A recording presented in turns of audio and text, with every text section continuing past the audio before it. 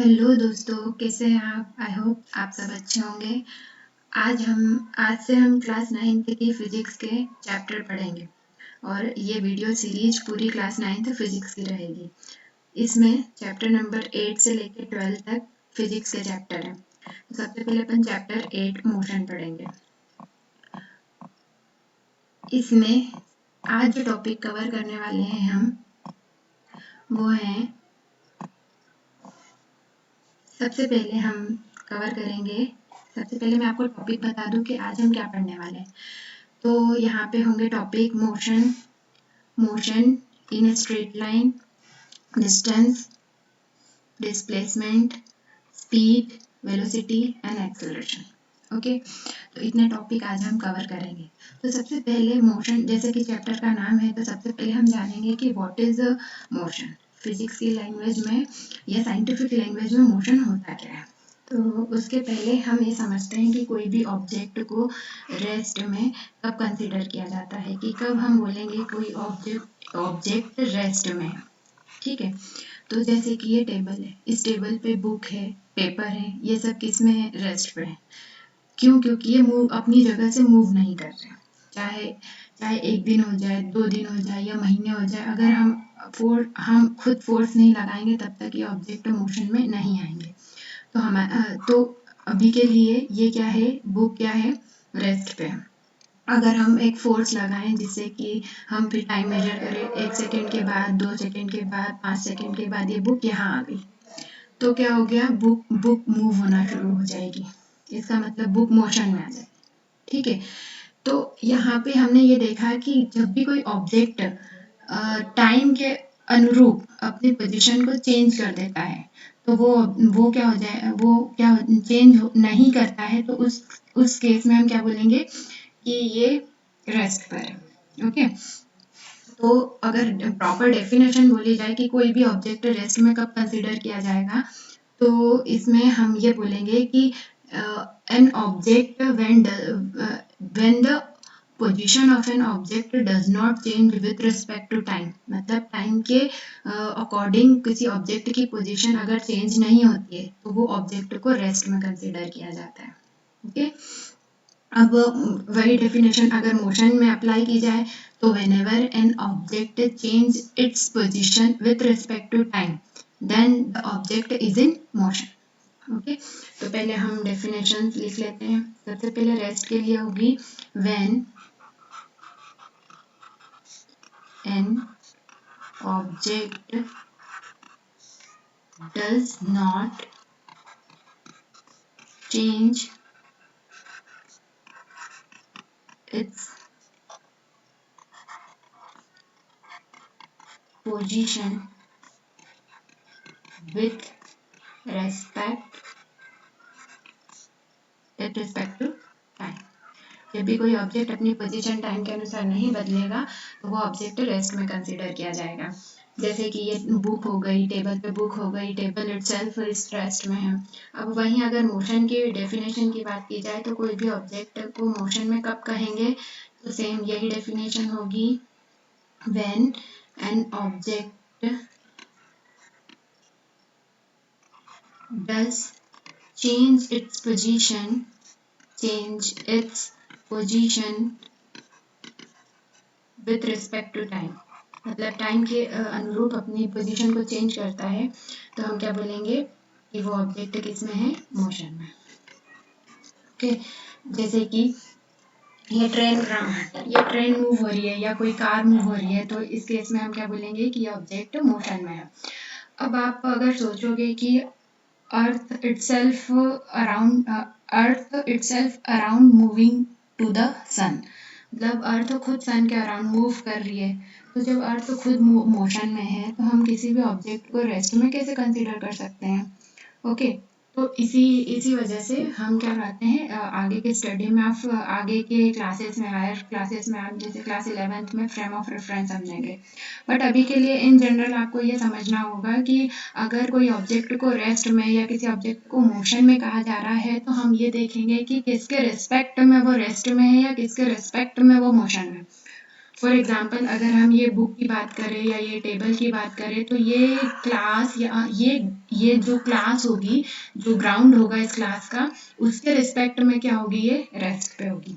Okay, वैसे ही अगर हम ये ट्रेन की बात करें तो ये ट्रेन इस प्लेटफॉर्म के रिस्पेक्ट में किस में है, मोशन में।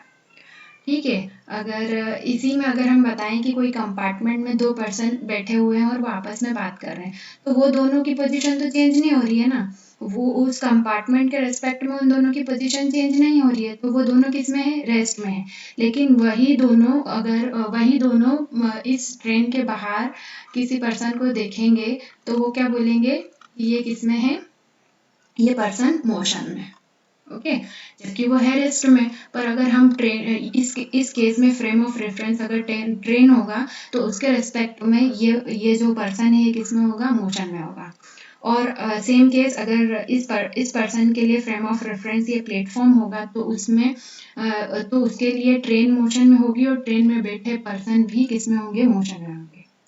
ठीक है, तो जब भी हम कंसीडर करते हैं कि कोई ऑब्जेक्ट अगर रेस्ट में है या मोशन में है, तो हम पहले ये बोलेंगे कि किसके रेफरेंस में वो रेस्ट में है या किसके रेफरेंस में वो मोशन में। ओके, आगे बढ़ते हैं हम। अब हम देखते हैं कि इस चैप्टर में जो कीवर्ड्स आएंगे, अब जैसे जिसके बेसिस पे नए कॉन्सेप्ट बनेंगे तो उन्हें समझना बहुत ज़रूरी है। तो सबसे पहले हम बात करते हैं कि डिस्टेंस, एक्चुअली में डिस्टेंस क्या होता है, डिस्प्लेसमेंट क्या होता है। तो सबसे पहले अगर हम बात करें डिस्टेंस की, तो डिस्टेंस क्या होगा कि डिस्टेंस, जैसे कि ये जो बीन है, ये क्या कर रही है, बी है, ये एक पॉइंट से दूसरे पॉइंट पे जा रही है और उसने ये वाला जो ब्लू डॉटेड लाइन है, ये वाला रास्ता ट्रेवल किया, ये वाला पाथ जो है उसने ट्रेवल किया है। ठीक है, तो अब हम बोलेंगे कि बी ने डिस्टेंस कितनी ट्रेवल करी, तो ये टोटल हम इसमें इस पाथ को मेजर कर लेंगे, टोटल पाथ को, तो हम बता देंगे कि इसने इतने डिस्टेंस ट्रेवल करी। तो what is the definition of distance, तो यहाँ पे हम डेफिनेशन बताएंगे कि द टोटल पाथ लेंथ, जो भी पाथ है उसकी टोटल लेंथ जिसने की ऑब्जेक्ट ने कवर की है, so the total path length covered by, ठीक है, कवर्ड बाय एन ऑब्जेक्ट तो कुछ भी हो सकता है, कार हो सकता है, पर्सन हो सकती है, ठीक है, इस केस में ये बी हो सकती है। तो इस तरह से कोई भी ऑब्जेक्ट जितनी path length, total path length होगा वही उसका क्या होगा, डिस्टेंस होगा। ठीक है, अब डिस्टेंस की यूनिट की बात करें तो हम इसकी यूनिट क्या होगी, मीटर होगी या फिर सेंटीमीटर, ऐसा यूनिट होगी मीटर, सीजीएस यूनिट होगी सेंटीमीटर। अब उसके बाद बात करें कि व्हाट इज डिस्प्लेसमेंट, डिस्प्लेसमेंट क्या होता है। तो डिस्प्लेसमेंट की बात करें हम तो यहाँ पे देखिए, डिस्प्लेसमेंट मतलब कि पहले कहाँ था और अब कहाँ है। डिस्प्लेसमेंट मतलब अपनी जगह से डिस्प्लेस होना, तो पहले कहाँ था और अब कहाँ है हम ये देखते हैं। तो इस केस में देखिए ये बी यहाँ थी और लास्ट में जब उसकी जर्नी खत्म हुई तो वो यहाँ थी, मतलब इसका इनिशियल पॉइंट यहाँ था और फाइनल पॉइंट यहाँ था। ठीक है, तो हम इसके डिफरेंस को देखेंगे, फाइनल माइनस इनिशियल पोजीशन को देखेंगे, इस डिफरेंस को देखेंगे और यही डिफरेंस क्या होगा, उसका डिस्प्लेसमेंट होगा। ठीक है, तो इस केस में बोलेंगे कि द शॉर्टेस्ट पाथ, देखिए ये डिस्टेंस तो इसने किसी भी तरह से कर्व में ये ट्रेवल करी और यहाँ आ गई, तो ये शॉर्टेस्ट पाथ कौन सा हुआ, यहाँ से यहाँ तक जाने के लिए शॉर्टेस्ट पाथ कौन सा हुआ, सिर्फ यही हुआ। यहाँ से जाएंगे तो भी बड़ा होगा, यहाँ से जाएंगे तो भी बड़ा होगा, या कोई और रास्ता लेंगे वो भी बड़ा होगा। तो यहाँ से यहाँ तक जाने में जो शॉर्टेस्ट पाथ यूज हुआ वही क्या होगा, उसका displacement. Okay, so the shortest path travel by an object is called displacement.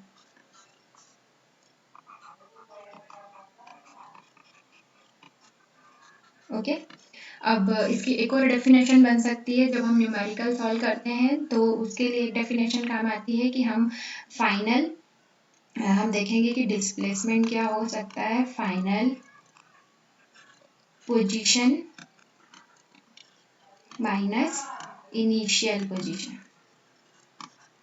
Okay, इसको हम डेफिनेशन के रूप में भी लिख सकते हैं कि the difference of final position of an object to the initial position of an object is called the displacement.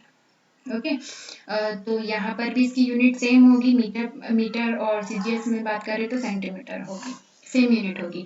But यहाँ पर हम एक चीज़ देखें कि देखिए दूसरे एग्जाम्पल की अगर मैं बात करूँ तो ये पर्सन है, ये यहाँ से यहाँ घर जाता है, घर के बाद ये इस ट्री पर जाता है, ठीक है।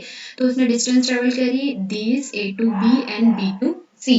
तो ए से बी की जो डिस्टेंस थी 4 मीटर, बी से सी की डिस्टेंस थी 3 मीटर। तो टोटल डिस्टेंस कितनी ट्रेवल करी, टोटल पाथ लेंथ देख लेते हैं, तो 4 + 3, ठीक है। यहाँ पर अगर अपन बात करें तो डिस्टेंस कितनी हो गई, 3 + 4 दैट इज 7 मीटर। ना डिस्प्लेसमेंट, तो डिस्प्लेसमेंट के लिए हमें क्या पता है कि शॉर्टेस्ट पाथ तो ये होगा, यहाँ से यहाँ तक सीधे जा सकता था वो। तो शॉर्टेस्ट पाथ मतलब ए टू सी। तो ए टू सी की बात करें तो ए टू सी क्या होगा इसका डिस्प्लेसमेंट। डिस्प्लेसमेंट की बात करें तो AC, अब AC फाइंड कैसे करेंगे, तो हम कंसीडर कर लेते हैं कि ये इसके परपेंडिकुलर डिस्टेंस पे था और ये जो एक ट्रायंगल कंसीडर कर लेते हैं वो जो कि 90 डिग्री का होगा। अगर ये 90 डिग्री का है तो हम बोल देते हैं कि हाइपोटेनियस से हम निकाल लेते हैं बेस, ये हो जाएगा परपेंडिकुलर और ये हो जाएगा बेस, और इसको हम 90 डिग्री कंसीडर कर लेते हैं। 90 डिग्री के सामने वाले को हाइपोटेनियस बोलते हैं। तो हाइपोटेनियस का स्क्वायर, इसका स्क्वायर हटाएंगे तो यहाँ पे अंडर रूट लग जाएगा।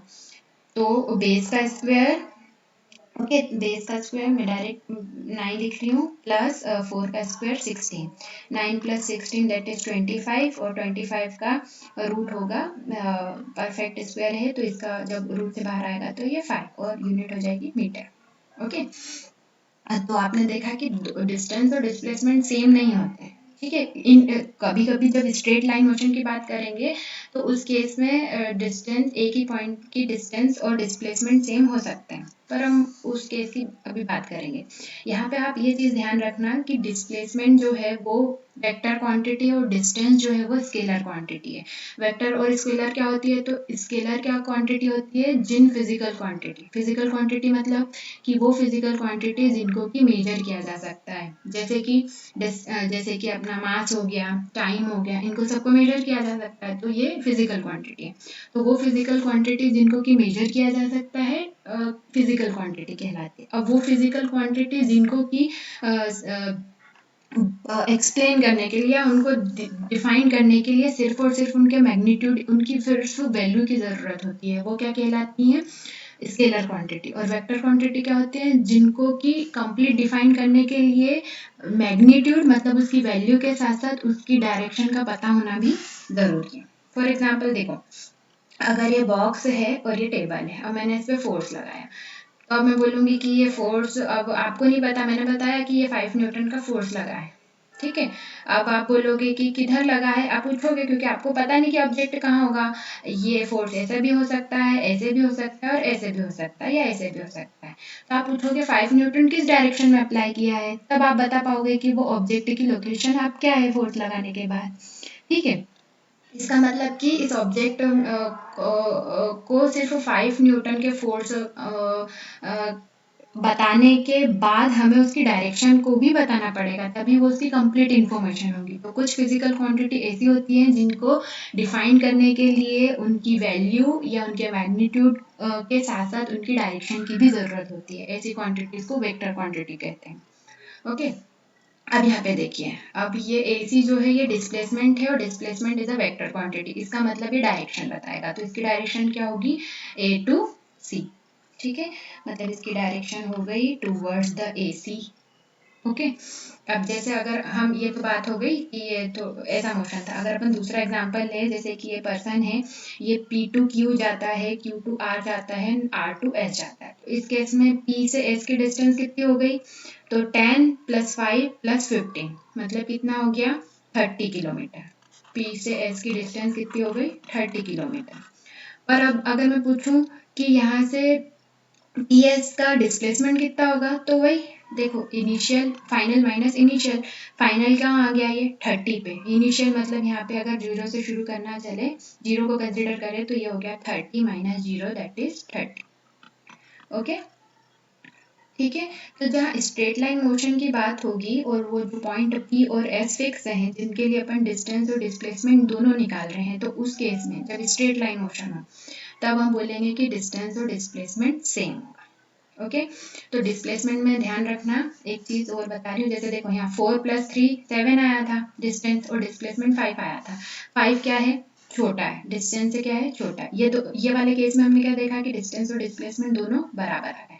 तो आपको एक चीज ध्यान रखनी है कि डिस्प्लेसमेंट, और वैसे भी हमने बोला है कि यहाँ displacement is the shortest path, मतलब कि डिस्प्लेसमेंट ऑलवेज लेस और इक्वल देन डिस्टेंस, ये हमेशा डिस्टेंस से छोटा या बराबर ही होगा। ठीक है, ये चीज ध्यान रखना। इस केस में देखें तो ये 5 छोटा है, इस केस में देखें तो ये बराबर है, दोनों ही केस मैंने आपको बता दिया। कभी भी डिस्प्लेसमेंट डिस्टेंस से बड़ा नहीं होगा। क्लियर? ओके नेक्स्ट चलते हैं हम स्पीड एंड वेलोसिटी। ठीक है, अब बात करते हैं what is speed and what is velocity. तो सबसे पहले स्पीड की बात करें। देखिए कोई भी ऑब्जेक्ट मोशन में है तो हम क्या बताते हैं कि हाउ इट इज़ फास्ट, मतलब वो कितना तेज है या कितना स्लो है। तो जो उसकी हम बताएंगे कि वो कितना फास्ट है, तो ये किससे बता पाएंगे, उसकी स्पीड से। ठीक है, तो हाउ ऑब्जेक्ट इज फास्ट कैसा पता चलेगा, उसकी स्पीड से। ठीक है, अब स्पीड को कैलकुलेट कैसे करते हैं, तो स्पीड के लिए होगा, इसको हम एवरेज स्पीड को हमेशा कैलकुलेट करते हैं। तो average speed is equals to total distance, जितनी डिस्टेंस ऑब्जेक्ट ने ट्रेवल की है उस टाइम में। ठीक है, टोटल टाइम, तो ये क्या हो जाएगी इसकी speed, that is distance upon time, total distance by total time. इसकी यूनिट क्या होगी, डिस्टेंस को किस में मेजर करते हैं, मीटर में, ऐसा यूनिट, और टाइम किस में होगा, सेकंड में, तो इसकी यूनिट होगी मीटर पर सेकंड, इस तरह से। ठीक है, अब जैसे आपके पास डिस्टेंस से टाइम है तो आप स्पीड का पता लगा सकते हैं। अब बात करते हैं वेलोसिटी क्या है। तो वेलोसिटी और वेलोसिटी और स्पीड में अंतर क्या है। इस वेलोसिटी में हम क्या देखेंगे कि जब speed, when speed comes with direction, अगर हमें डायरेक्शन पता करनी है कि ऑब्जेक्ट इस स्पीड से आ रहा है लेकिन किधर आ रहा है, क्या वो ईस्ट में जा रहा है, नॉर्थ में जा रहा है, या वेस्ट में जा रहा है, या फिर साउथ में जा रहा है, तो इसकी डायरेक्शन का पता करना हो कि ऑब्जेक्ट इस स्पीड से आ रहा है लेकिन किस डायरेक्शन में आ रहा है या किस डायरेक्शन में जाएगा, तो उसके लिए हमें किसकी जरूरत पड़ती है, वेलोसिटी की। तो when speed comes with the direction, when speed comes with direction, then हम इसको क्या बोलेंगे, वेलोसिटी बोलेंगे। ठीक है, अब वेलोसिटी को कैसे मेजर करेंगे, तो वेलोसिटी इज इक्वल्स टू देखिए यहाँ पे टोटल डिस्टेंस बाय टाइम। ठीक है, तो time is a scalar quantity, distance is a scalar quantity, तो ओवरऑल स्पीड भी क्या होगा, स्केलर। बट वेलोसिटी के केस में हम टोटल डिस्टेंस नहीं लिखेंगे, क्या लिखेंगे, या तो हम लिखेंगे चेंज इन पोजीशन। ठीक है, चेंज इन पोजीशन,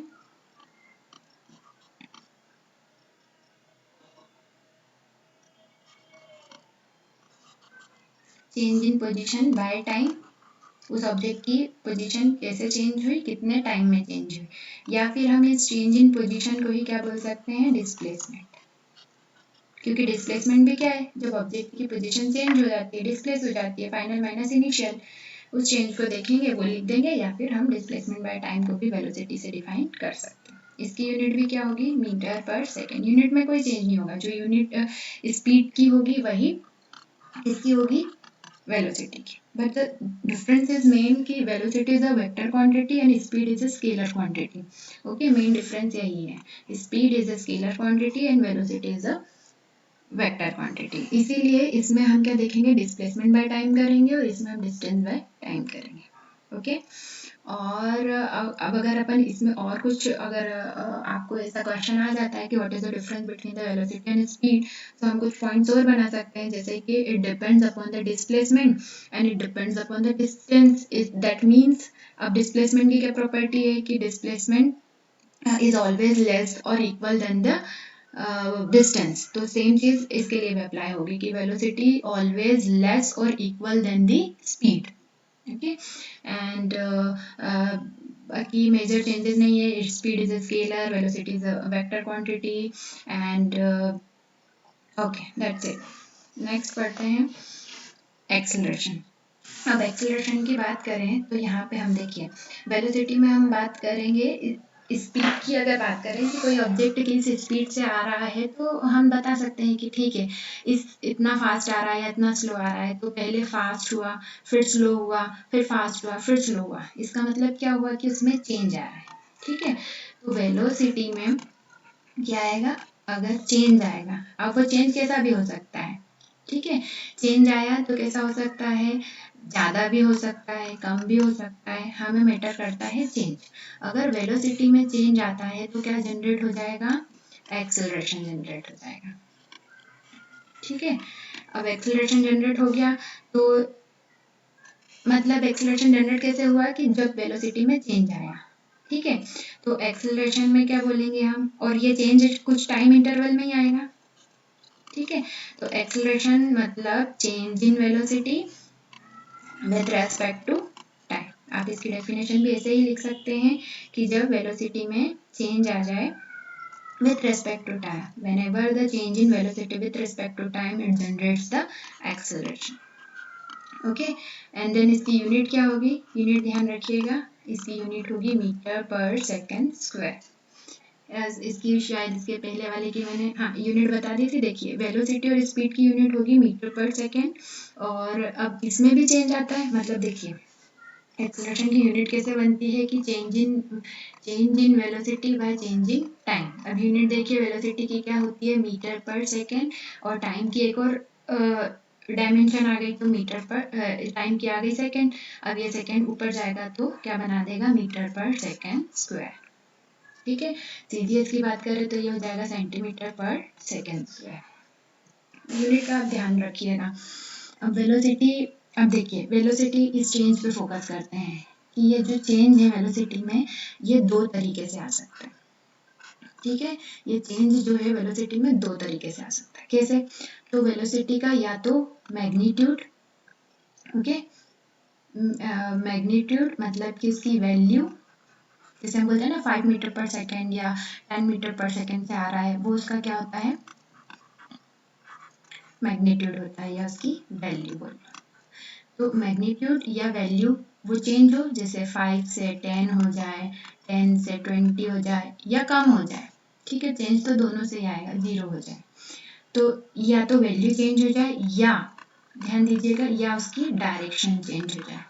तो अगर डायरेक्शन में भी चेंज आया तो भी क्या हो गई, वेलोसिटी चेंज हो जाएगी, और वेलोसिटी में चेंज होने के कारण क्या जनरेट हो जाएगा, एक्सेलरेशन। ठीक है, तो आप ध्यान रखना कि जब भी वेलोसिटी में चेंज होगा it generates the acceleration. Also acceleration is also a vector quantity. Acceleration भी क्या है, वेक्टर क्वांटिटी। मतलब इसे डिफाइन करने के लिए हमें डायरेक्शन को भी डिफाइन करना पड़ेगा कि अगर ऑब्जेक्ट का एक्सेलरेशन 10 मीटर पर सेकेंड स्क्वायर है तो ये किस डायरेक्शन में। ठीक है, तभी हमें उसकी कंप्लीट इंफॉर्मेशन पता चलेगी। ठीक है, यहीं पर इस वीडियो को हम एंड करते हैं। होप आपको ये अच्छा लगेगा। अगला वीडियो जो होगा हम उसमें ग्राफ्स पढ़ेंगे, speed distance velocity, speed time velocity time, है ना, और इसी के बारे में जो ग्राफ स्टडी है हम वो करेंगे। Thank you so much.